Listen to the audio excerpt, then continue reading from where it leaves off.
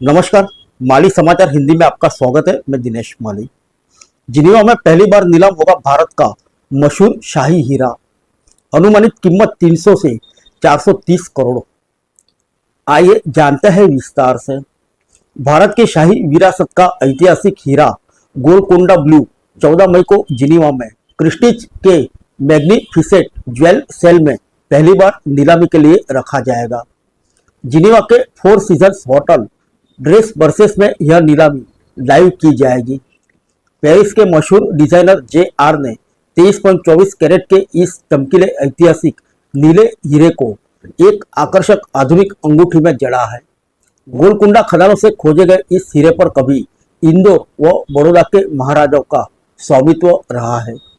Christie के अंतर्राष्ट्रीय आभूषण प्रमुख राहुल काकड़िया ने बताया कि शाही विरासत संजोए हुए द गोलकुंडा ब्लू असाधारण रंग और आकार की वजह से दुनिया के दुर्लभ नीले हीरों में से एक है। यह नीलामी इसलिए भी महत्वपूर्ण है क्योंकि इसका संबंध भारतीय राजघराने से है।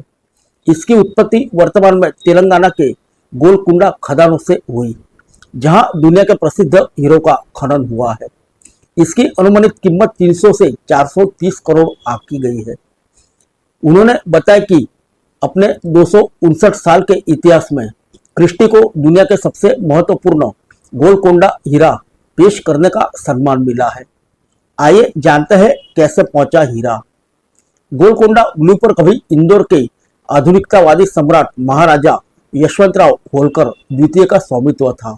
महाराजा होलकर 1920 और 1930 के दशक में अपनी आधुनिक सोच और अंतर्राष्ट्रीय जीवन शैली के लिए मशहूर थे। 1923 में महाराजा के पिता ने फ्रांसीसी घराने चौमेट से इस हीरे का कंगन बनवाया था।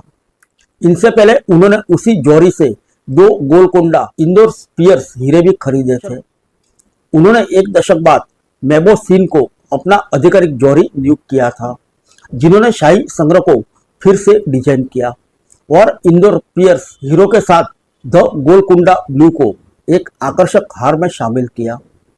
1946 में हीरे को न्यूयॉर्क के जौहरी हैरी विस्टन्स ने खरीदा, जिन्होंने इसे समान आकार के एक सफेद हीरे के साथ एक ब्रॉन्ज में जोड़ा। बाद में यह ब्रॉन्ज बड़ौदा के महाराजा के पास पहुंचा, जो निजी हाथों में जाने से पहले भारत के शाही वंश से होते हुए आगे बढ़ता रहा। फिर मिलेंगे अगले बुलेटिन में अन्य किसी खबर के साथ।